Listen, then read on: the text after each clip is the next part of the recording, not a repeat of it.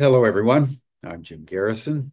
I want to welcome you to this session of Humanity Rising as we convene our second of 5 programs, re-examining the pandemic and the vaccines that were mandated during that time. Before we delve into this domain, I just want to uh, interrupt our broadcast with a special report that is very important for us here at Ubiquity University and Humanity Rising to share with all of you that yesterday, Jim Hickman, who was the chairman of the board and the chief financial officer, passed very suddenly in his sleep. He was found yesterday morning by his son, um, Daniel, and all of us are in complete shock. I talked with Jim just last Friday, and we had a very animated conversation about a variety of board issues and programmatic issues. A number of people have been interacting with him normally. He seemed vital, he seemed energetic, he seemed enthusiastic,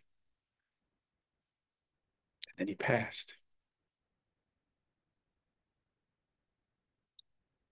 I want to just say something personally uh, for a moment.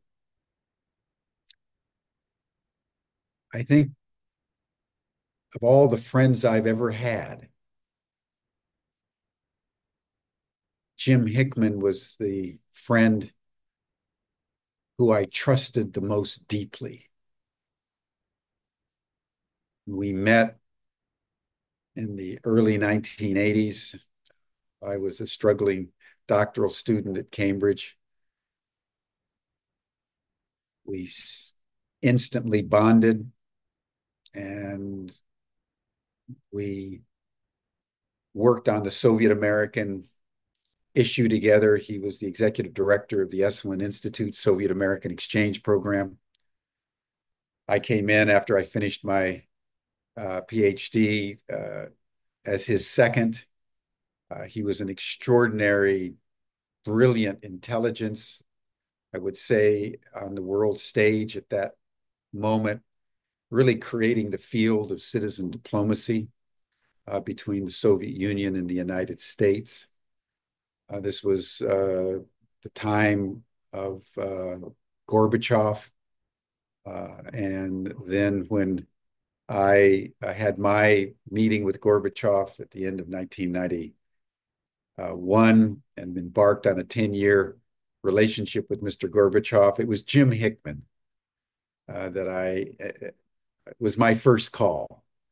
And it was Jim and I that organized Gorbachev's trips around the United States and the State of the World forums and everything that we did during the 1990s and early 2000s to bring the Soviets and the Russians and the Americans more closely together.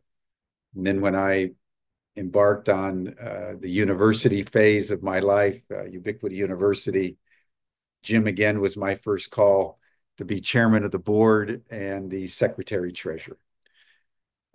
He and I honored each other. We always had each other's back. And you know, Aristotle, in his Nicomachean Ethics, says that of all the virtues leading to happiness, the chief virtue is friendship. And I think if we're honest with ourselves and we try to really number the people that we would consider deep friends, most of us could put that number on one hand. Friendship is rare. Deep friendship is even more rare. For 45 years, I had a deep friendship with Jim Hickman. And the fact that he just took off yesterday has left me in a state of shock, actually. Uh, and I wanted to just share with our community, of which he was our chairman, this news. We're going to be honoring him on the 25th of March on Humanity Rising.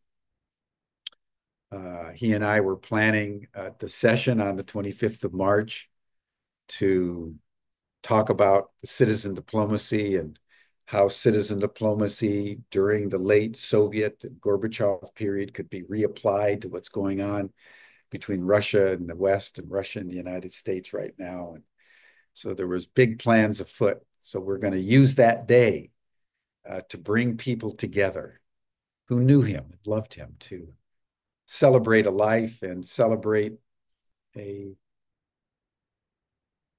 empowerment of citizens to make peace in our world, of which Jim Hickman was one of the pioneers and one of the giants upon whose shoulders we all sit. So thank you, everyone, for allowing me to express my deep love and appreciation for the dearest of friends. We want to turn now to the issue of the pandemic and the vaccines. As I said yesterday, as we opened our program, we are doing this with some fear and trembling because we know that this issue has been a source of not only deep controversy and polarization, but has been repressed by the governments, not only in the United States, but around the world through coercion and the repression of social media. We founded Humanity Rising out of the pandemic as a way to allow people to come together. And that's why it became such an extraordinary attractor for so many thousands of people who registered to join our programs from over 130 countries around the world. So the Humanity Rising impulse came right out of the pandemic. And we're hopeful that the algorithms who govern these things on Facebook and YouTube and the various live streaming partners that we have will know that Donald Trump is now president. Robert Kennedy Jr. is now the Secretary of Health and Human Services, and permission is being granted by the Chief Executive of the United States to have this conversation. So it's in that spirit that we want to turn today to the children. And I want to just say, as a newly privileged grandfather whose little grandson, Charlie, has just turned 1, the chief concern I had for him and his health as we been is that he not be vaccinated. But we're in a country and in a state, in this case, California, where it's mandated or you can't go to school and other things happen to you. So talking about our children is personally impactful, not only on me, but most of the people listening to this broadcast. And we're very fortunate to have the person who probably knows more about children and health and children and the vaccines in particular than Mary Holland, who's the Chief Executive Officer of Children's Health Defense, who taught law at NYU and Columbia Universities, was general counsel of Children's Health Defense for many, many years, overseeing litigation and other legal actions to ameliorate these issues. Has written several best-selling books on the vaccines and children. So, Mary, I want to welcome you to Humanity Rising, and thank you for the work that you've done over the decades in defense of children. And I think the way I would like to start is just to fill out a little bit more about your backstory and how did you, as an aspiring professional in the legal world, how did you discover the vaccine issue? How did you get involved? What prompted you to make this a priority in your life?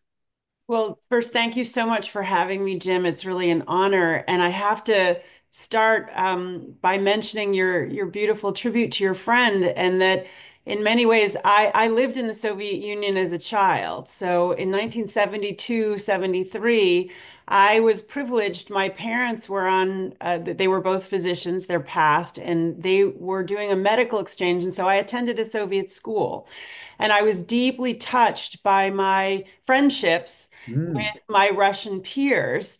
And so that was my first passion, right? And so I studied Russian in high school, and then I studied Oh, Russian in college, and I spent a semester in Moscow during college. And after college, I did a graduate degree in I worked for a while doing things related to the arms race and going to Congress, and then did a no graduate kidding. degree on Soviet foreign policy, and spent a lot of time going to the Soviet Union, and then went to law school really to focus on Soviet law and did. And from there, I worked at the Lawyers Committee for Human Rights just as the Soviet Union was ending. And so I spent 2 years going back and forth and working with people in parliament in the Russian Federation. And then from there, went to a law firm and was based in Moscow, 97 to 99. And it was during that time that I had a son. I came back to the United States to deliver him, but it was during that time that he started to regress in odd ways in his development while I was living in Moscow. Um, but he didn't sort of crash in his development until we came back to the United States. Hmm. And he really suffered a pretty dramatic developmental regression. And, like any normal person, I'm like, what is going on here? This is so strange. My otherwise completely healthy full-term baby is suddenly losing his milestones of speech and walking and all kinds of basic human development that typically goes in one direction. So anyway, I sort of segued from my passion for citizen diplomacy in its own way of sort of creating greater understanding with this country Sure. that we were told were the enemy, and we're sort of coming out of the most recent phase. And I'm happy to talk about that if you want. But I sort of then moved very seamlessly into deciding, oh my God, there's something very wrong with my young child whose development is regressing. I need to understand this. And within a short period of time, I was introduced to the idea that possibly his developmental regression could be related to things in the vaccines that I had been giving him, thinking as, parents ought do, oh my gosh, I'm doing the best thing protecting him from infectious disease. And I was made aware in 2001 of the hypothesis that this was really a form of mercury poisoning, a mercury toxicity. And so then I immediately started treating him with over-the-counter things related to seeing this as an environmental toxic exposure. And immediately he started acquiring 10 words a day. This was like a 3-year-old who couldn't talk, or 4-year-old. And it's very frustrating to be 3 or 4 and not be able to talk and communicate. So anyway, he started to be able to talk. And he's now in his 20s. He still is not the young man that he would have been but for his vaccine injury, which sort of ironically in today's world right now was very clearly the really pivotal point was after he got his measles, mumps, rubella shot. But at any rate, that's what introduced me to this world. I then took a teaching position. I had been working in international law firms. I was in a pretty high-paced international legal environment and thought, well, I really can't continue that given the challenges that my child is facing. So I switched over to teaching, which then gave me the flexibility to really study. Well, what's the story with vaccine law and policy? And I have to tell you, I was pretty appalled as a lawyer thinking that feedback loops in anything in anything is critical. And I understood pretty immediately there's no feedback loop. When you have coercive policies, when you have financial incentives, when you have disincentives for any kind of reporting, when you have the government and the corporations and the media all aligned on one position, it's not a good situation. And so I'm happy to see that I believe this is starting to change. But anyway, I've been sort of devoted to exposing these issues and helping people to make better choices. I've never been an advocate to tell people what to do. People have to make up their own minds, which is a lot of trouble. It's a lot of work. But at Children's Health Defense, I'm very honored to have been associated with Children's Health Defense since 2018. I've been doing advocacy in this space for a long time, and I'm now the CEO. And we want to educate people, we want to advocate, but we believe in informed consent. We believe that healthcare decisions are absolutely among the most important decisions that anybody ever makes. And they have to make them on their own terms, and they have to make them with full information. So that's a little bit of a summary. I may have gone on too long. I'm sorry. No, no, no, no. This is perfect. Uh, you know Catherine Green. She lives Yes, of course. there, And yes, and she has a similar story to you, just going along, thinking everything was normal until in her case, her daughter uh, starts to regress and go through extraordinary health challenges. And then the parent wakes up in a deeply existentially personal way. right, right. And that fire obviously has animated you to change careers and, Yeah, really take on the dragon, as it were. So let's again keep focused on as you began to enter into this domain. What what did you find out? Tell us what you began to find out as you were looking at your son, knowing there's something really wrong here, coming to understand it may be a vaccine injury.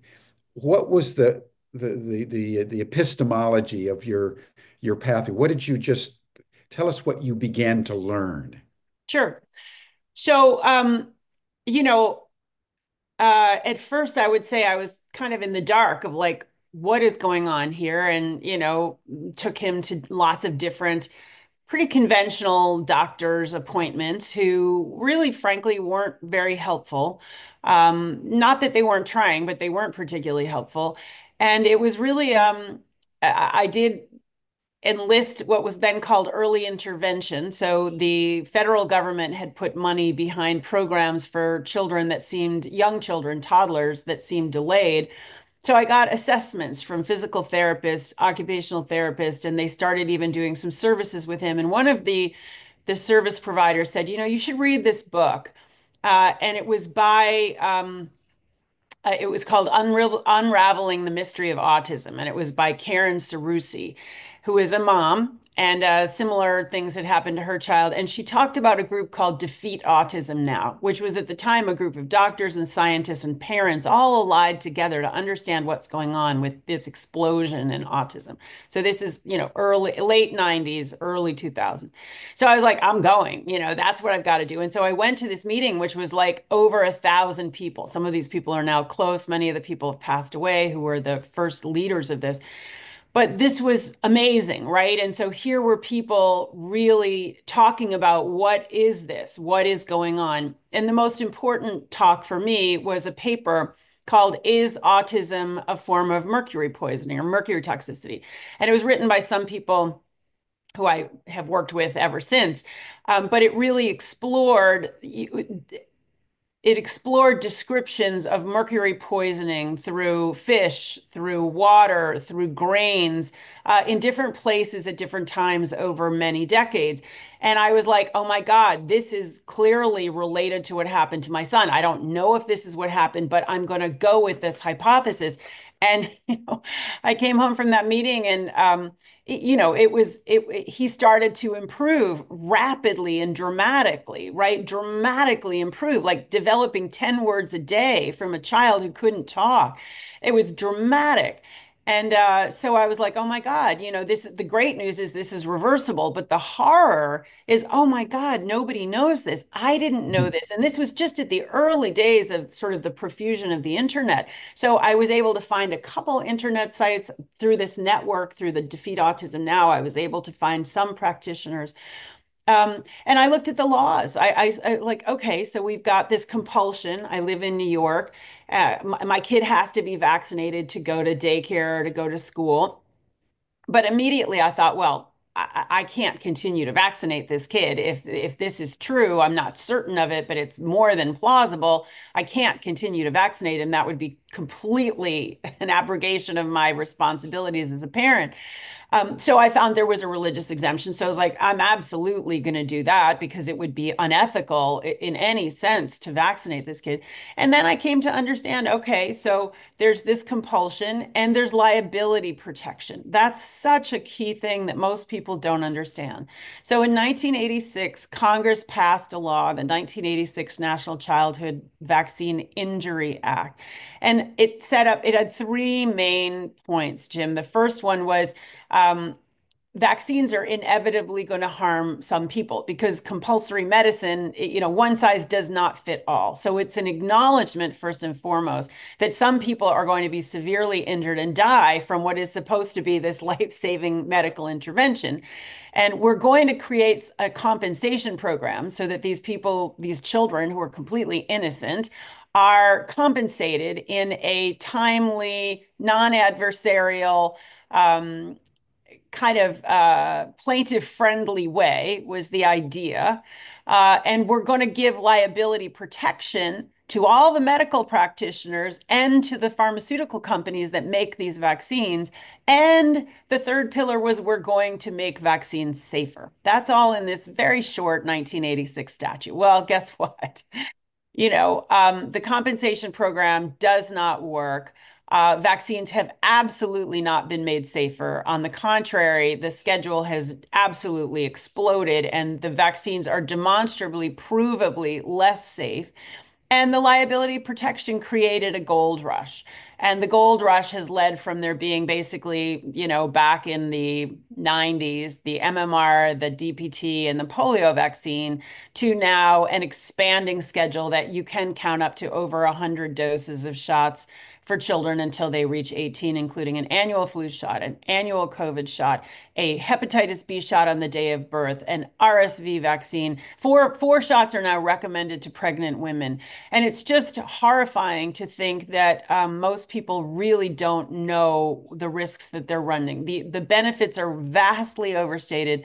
The risks are wildly understated. And there's no liability. There's compulsion and there's no liability. What you have there is a completely repressive system, which is exactly what I learned to fight against in the Soviet Union. It's a system with no feedback loops. There's no democracy. There's no counsel. There's no free expression. There's no free assembly. When you have a system like this, ultimately it's going to crack, just like the Soviet Union cracked. But you're going to have a lot of injury and a lot of deficit of what could have been in a system like this. So in a way, my experience as a child in the USSR was really essential in my understanding of what was wrong with the vaccine program. Extraordinary. Now, do you know the politics around the passage of that Yes, act? I do. Because there's a lot of information that the big pharma companies producing the vaccines knew Right. how damaging that they were, Oh, and they lobbied definitely. Congress to exempt them having no intention of making them safer. So I do know quite a bit about it. So I've Yeah, looked into the tell us. legislative history. So the negotiations among parents, there was a group of parents that called themselves DPT. Um, Forgetting what the DPT, but it's the name of the shot. I'm forgetting what it was. But Barbara Loe Fisher was in the original group. She's the founder, one of the founders of the National Vaccine Information Center. They negotiated for about 5 years, and I've read the transcripts of the hearings that were held, and there were hearings held in the Senate and in the House. And what pharma wanted, and the organized medical profession, the American Medical Association, so an American Academy of Pediatrics, what they wanted was an exclusive remedy. You don't get to go to court. You have to go to the compensation program, and whatever you get in the compensation program, that's it. And the parents appropriately fought for the idea that no, you could actually refuse an award in the compensation program and you could go to civil court.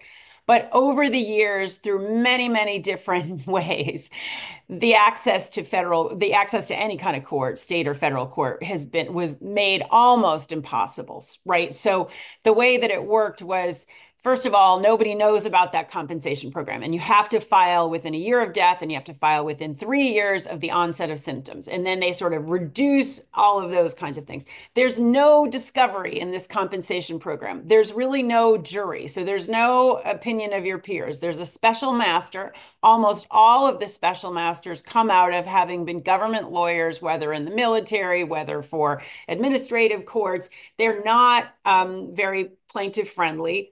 They're sort of secret. The records are sealed. These are not open courtrooms. So there's not really reporting done on these cases. So it's kind of like, again, another bottled up system. And then they thought, the parents who negotiated this and some of the people in Congress, there was a very important legislative aide whose child died at age 3 from a DPT shot, who was very involved in making sure this all happened.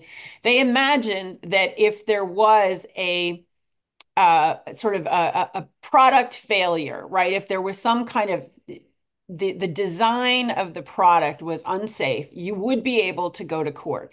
So I got involved when there was finally a case coming to the Supreme Court about this in the 90s. This was called Bruesewitz versus Wyeth. Well, it ends up getting there in the 2011. But this was a case that really took on this issue because different federal circuits had decided this issue around defective design in different ways. The First Circuit had said, yes, you can bring that to a regular court. The Supreme Court of Georgia had said, yes, you can bring that to a civil court. And the Third Circuit had said, no, you can't bring that to court. So the Supreme Court took a case from the Third Circuit and a case from the Georgia Supreme Court about the DPT shot, right? So diphtheria, tetanus, pertussis had been a wholesale shot for a long time. And they knew that one in about 1,000 kids was going to develop seizures or some kind of brain injury from this shot. But they, in their wisdom, thought that this was an appropriate trade-off, right? That was sort of like a decision made on behalf of the American public, basically the global public. And so Japan, recognizing this about 20 years before the United States, introduces the acellular pertussis shot, which isn't quite as effective as the wholesale pertussis, but it doesn't have the injury profile. So then the question was, when a girl, Hannah Bruesewitz, became severely autistic and had incredible seizure disorder from the wholesale DPT, when Japan had taken it out for 20 years, was this defective design and could this be litigated? But the Hannah Bruesewitz case was really kind of a stand-in for were these shots causing autism? And there were 5,000 cases coming out of this injury compensation program alleging that the mercury-containing preservative thimerosal and the MMR vaccine were causing this explosion. So was the DPT or the MMR or the thimerosal, were they defective designs like the DPT was a defective design?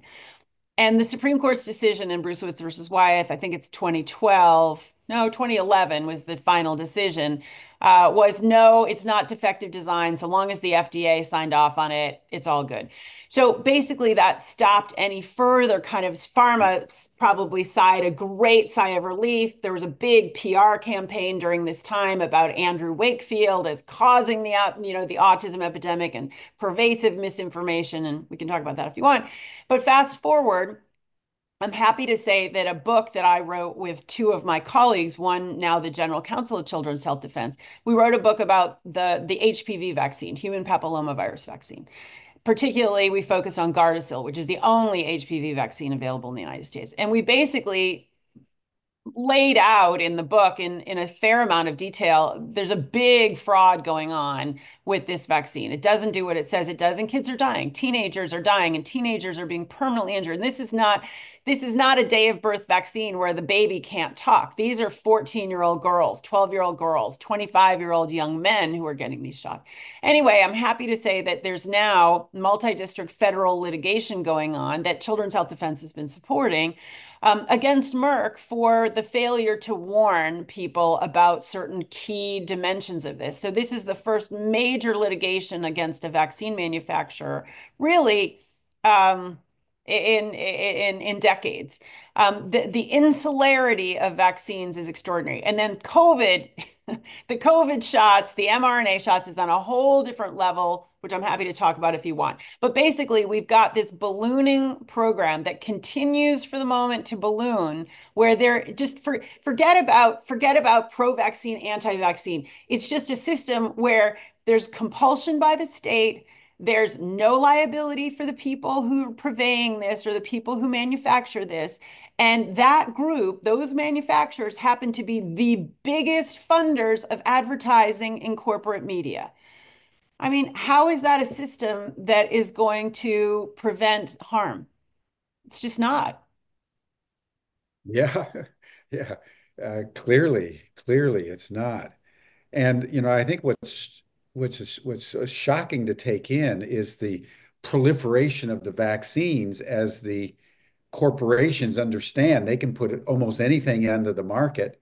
They can never be sued, but because it's mandated, as soon as you get on the list, that's billions and billions of dollars. And what do you have to do to get it on the list? You pay. So at the federal level, there's the way it works, Jim, is there's a federal recommendation. The way it's been done is there's allegedly an outside committee at the FDA that kind of says, yes, this is a viable vaccine. And then it goes over to the Centers for Disease Control, and there's another quasi independent panel with all of these people with conflicts of interest, and they pretty much have never met a vaccine they don't like. So once it's federally recommended and it's approved for the Vaccines for Children program that buys about half of the vaccines in the country and distributes them through Medicaid and through low-cost clinics, and then that means basically that all the major insurance companies are going to cover this. They're going to pay for it. Then they go to the state legislatures, and frankly, pharma, through very different kinds of means, many of them completely lawful, they basically buy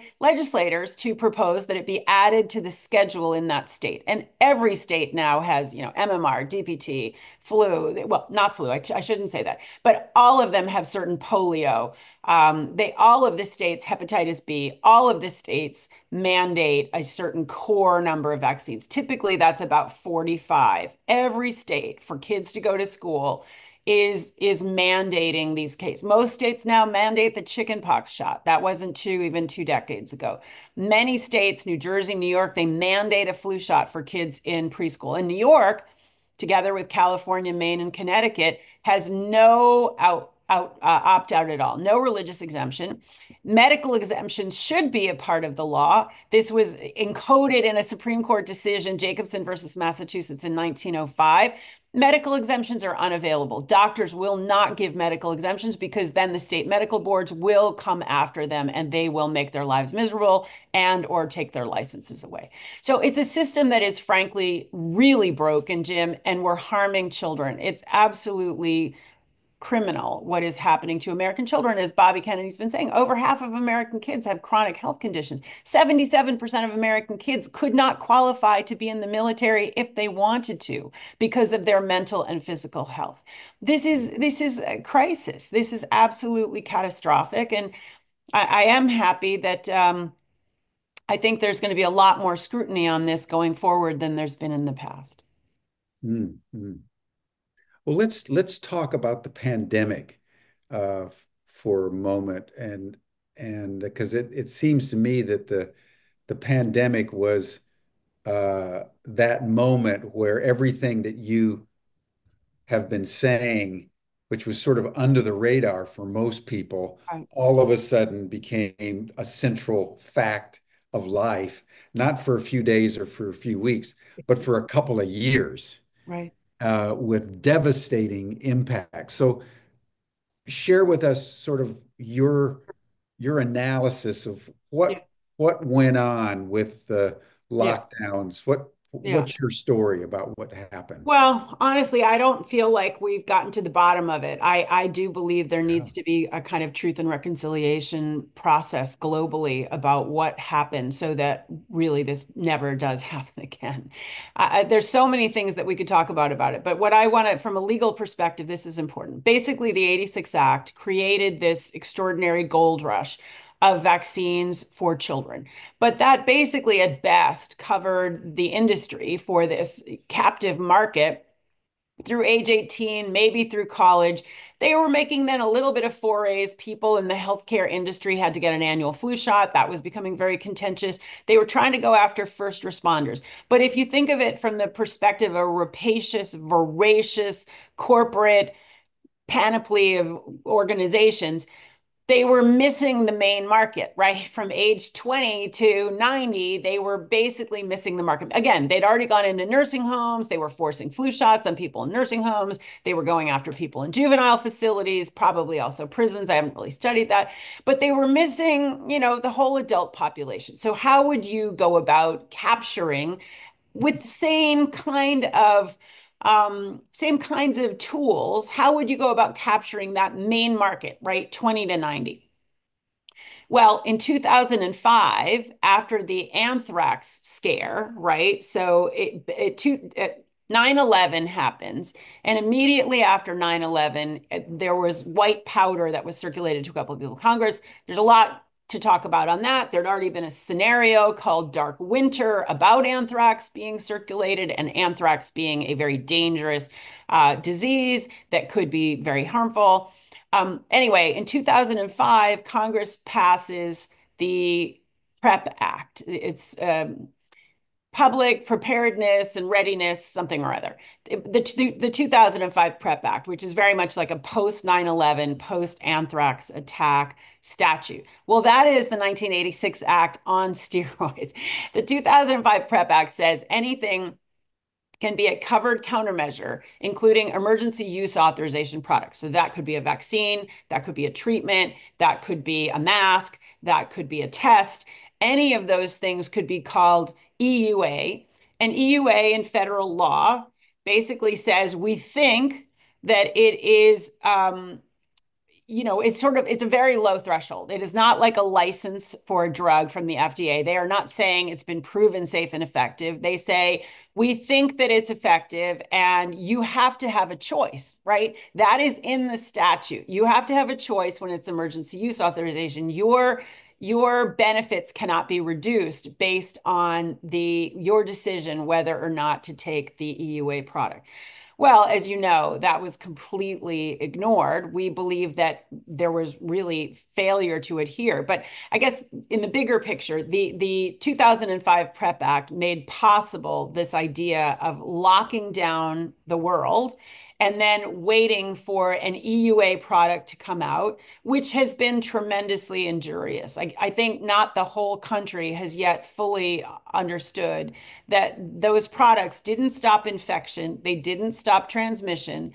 The corporations never tested if it would stop transmission. That's the only basis for imposing something for compulsory medicine. The only justification for compulsory medicine is that it will induce herd immunity, which is based on natural immunity, not on vaccine-induced immunity. But the only rationale is it will induce herd immunity to stop transmission so that the outbreak does not become endemic.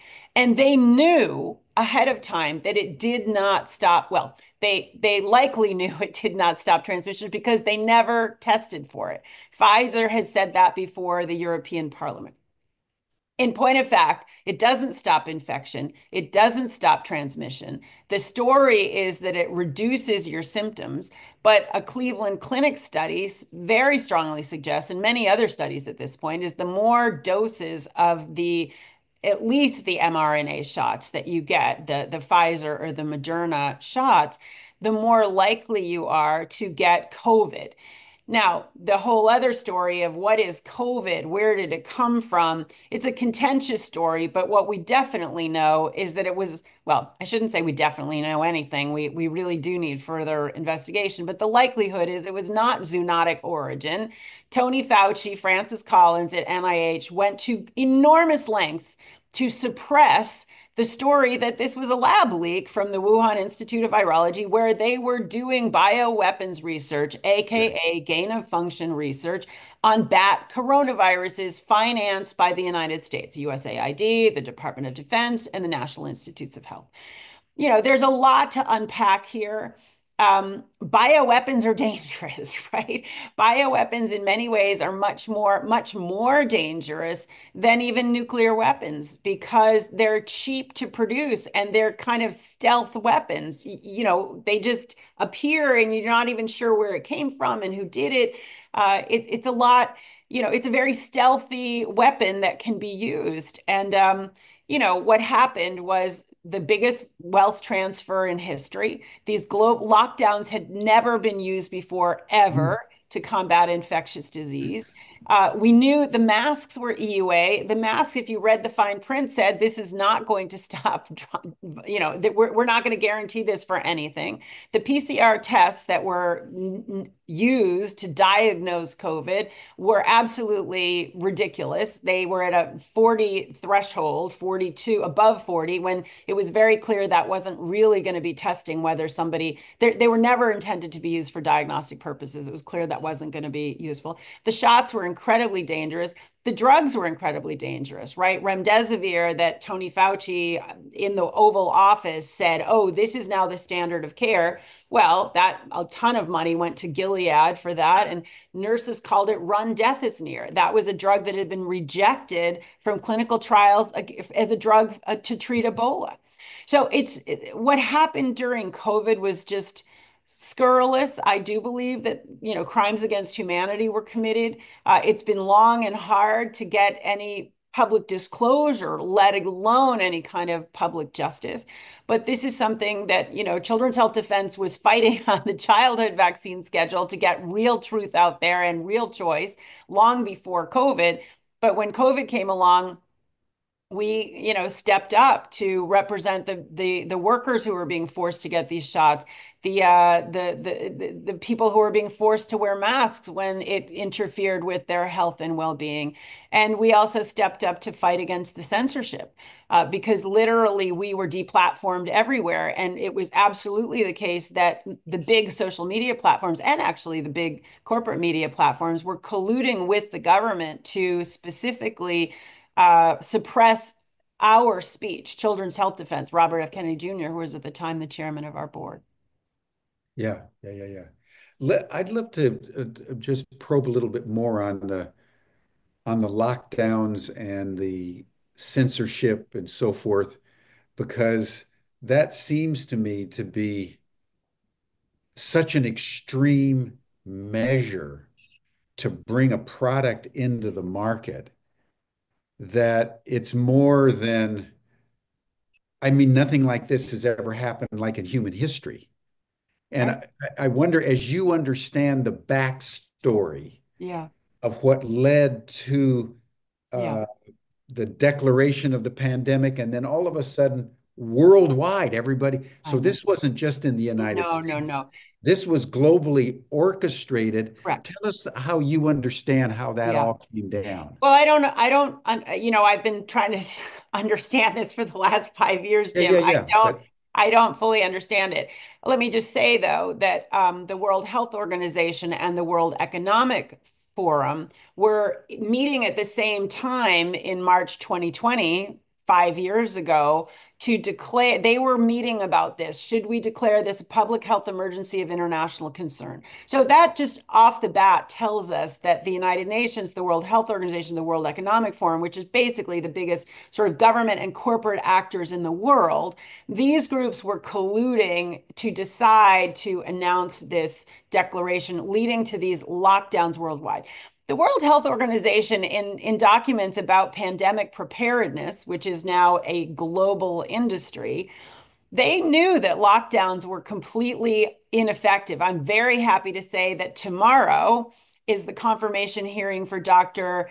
Jay Bhattacharya from Stanford University to become the new head of the National Institutes of Health. Dr. Tony Fauci had characterized a study done by Dr. Bhattacharya questioning the lockdowns and questioning the infection fatality rate of COVID as a fringe epidemiologist, which he absolutely was not. I'm very excited with the notion that he will now be head of the National Institutes of Health. But there had been a lot of preparedness by these governments and by vaccine manufacturers, pharmaceutical companies, over decades, right? Over decades for pandemic preparedness. Bill Gates, in particular, had set up a Countermeasures Emergency Preparedness Institute, CEPI. He had already created with governments and major pharmaceutical companies the Global Alliance for Vaccination and Immunization, Gavi. So, and billions of dollars had already been poured into creating these biosecurity labs at the level 3 and level 4 worldwide, like in Wuhan, but they're in Ukraine, they were, everywhere. They're in Pennsylvania. There was also essentially bioweapons research being done in US military facilities in the United States and outside the United States. So I think there was an infrastructure that was already there. And again, one of the things that's pretty shocking, at least to me, I didn't really know about this before COVID, was there were also this scenario planning. So the most notorious of these is Event 201, which was done right before in the fall of 2019. And this was essentially a scenario planning exercise with the former head of the CIA and the head of the pharmaceutical industries and people from social media and people from broadcast news talking about, okay, let's just pretend, just for the fun of it, there's going to be this outbreak and it's going to be global and it's going to be deadly. How are we going to play this? And, this was sort of a demonstration exercise to the powers that be of like, this is how we're going to roll this out, right? And they basically talk about how we're going to suppress dissent. We're going to lock people down. We're going to use this essentially as sort of global obedience training, if you will.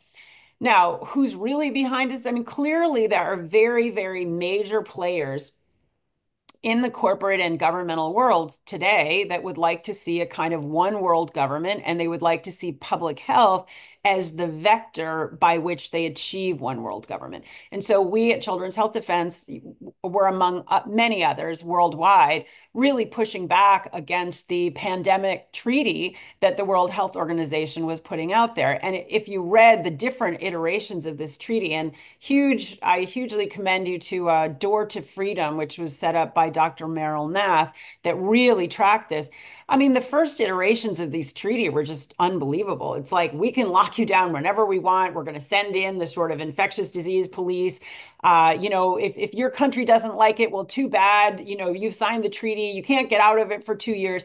The treaty went through different iterations to be a little bit less draconian, but it was really because the Republican senators and Republican governors wrote letters saying, we will not enforce this. This goes against the US Constitution. This is entirely undemocratic. We cannot be beholden for these fundamental sort of public policy issues to an international body over which we have no control. And that, for now, has sort of killed this pandemic treaty. But there clearly are those in the world who, with a great deal of power, who would like to see a kind of one world government with very obedient citizens, basically subject to some kind of social credit score system, as is already well implemented in China. And there's essentially a digital ID throughout India. And so in very vast populations, these systems have already been prototyped. So, but why? I mean, listen, I do believe there are global problems. I do believe in global cooperation. I think we spoke to that with the work of, Jim Hickman at the beginning. I do believe in dialogue and cooperation and sharing of information and collaborative work in the arts and sciences. And I'm a Sure. huge fan of all of that. But I'm not a fan of global totalitarianism. And ironically, through the vector of health, there clearly are visions of a kind of, or nightmares of a kind of draconian system based on public health restrictions, whether truthful or not. Mm, thank you. Thank you. This has been very illuminating. Let's talk about children's health defense. I would like to have ours our final domain, just protecting children. And so tell us a little bit more about children's health defense, and then I'd like to turn to what your recommendations are for parents who are dealing Yeah, right now with whether right. they go along with a mandated program or not, and what strategies you might recommend. But tell us a little bit about Sure, children's health defense, sure. what the priorities are, et cetera. Yeah, so Children's Health Defense, our mission is to end the epidemic of chronic childhood disease, and to make sure that parents and families can make informed choices. That informed consent is central to all this decision making. So we have a daily newsletter that we put out that's free. We have daily streaming on our platform that's free. We cover food. We cover pesticides, we cover vaccines, cover electromagnetic radiation, we cover geoengineering, things, environmental exposures that can lead to chronic illness.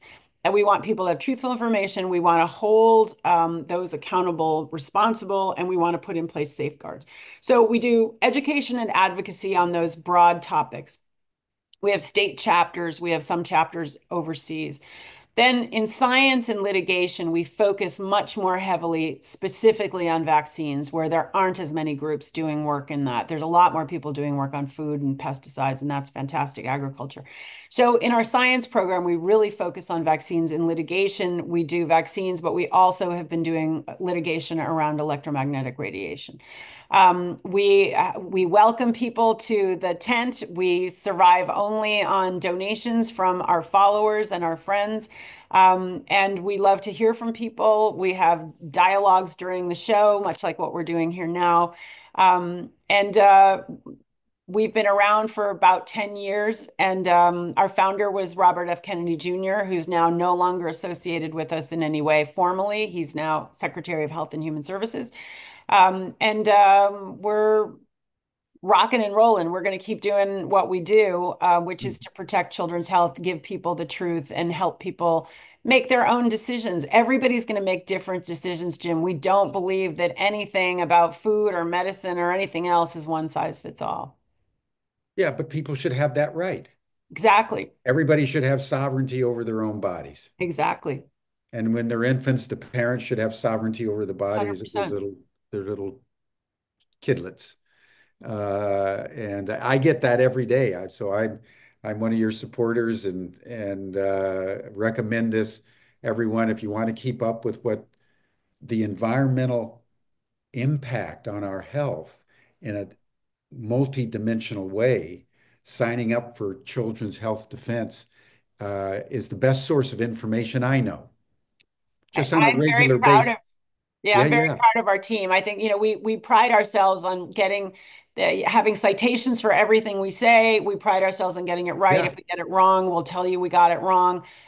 We yeah. really strive to have a very, very high standard of journalism in the Defender. And our website is children'shealthdefense.org. And I encourage all of you to go sign up. You can sign up not on a daily basis. If that's too much, you can sign up on a weekly basis. There's lots of different options there. And the importance, just to broaden this for a moment for people, is that they say, and Kennedy said it in his confirmation hearing, Americans are the least Least healthy healthy. country like in the world. It's really true. We have the highest chronic disease burden in the Yeah, world. We have the most expensive healthcare system in the world by factors of like 3 and 4 and 5. We have longevity that's about 6 to 7 years shorter than in other developed countries. yeah. And our infant death rate, infant mortality, what dying below the age of 1 is like below the top 40 countries. I mean, our healthcare system is a mess. It's a mess. And I'm, hopeful that Bobby Kennedy can do something about it. It's not going to be easy. It's not going to be No, easy. no, no, no, no. Because those big forces that brought us the Yeah. pandemic Yeah. haven't gone away. No, not at all. They've just These realigned forces. their strategy. Correct. And they're still out there and Yeah. we're still up against them. So what do parents do? We have a fantastic ebook on our website about how to raise healthy children. It's free. You just put in your email, go to the ebook section and just put in your email. We have a ton of information. I do recommend that people get educated. I really do. You're not going to get right now. I pray this will change, but right now, it's tragic. You're not likely to get a straight story from your pediatrician or from the Centers for Disease Control website about the risks and benefits of vaccines. You're just not.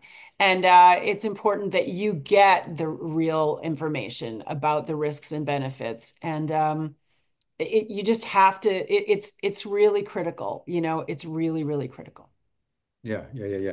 And so as you're advising a like my son, they're in their early 30s, uh, very happy, delirious that they've got a child that just is is like every child should Well, be. I really What? can't. I'm not I can't give advice, Jim. I can tell you that Yeah, after yeah, my not yeah, experience with my son, for myself, I have never given him another vaccine after his regression. I've never taken a vaccine. I think the risks are unknown, frankly. They're unknown in yeah, the individual and they're unknown about the medication. There's just a level of unknown risk that I would never take on knowingly again. Um, there's no liability, right? There's no liability.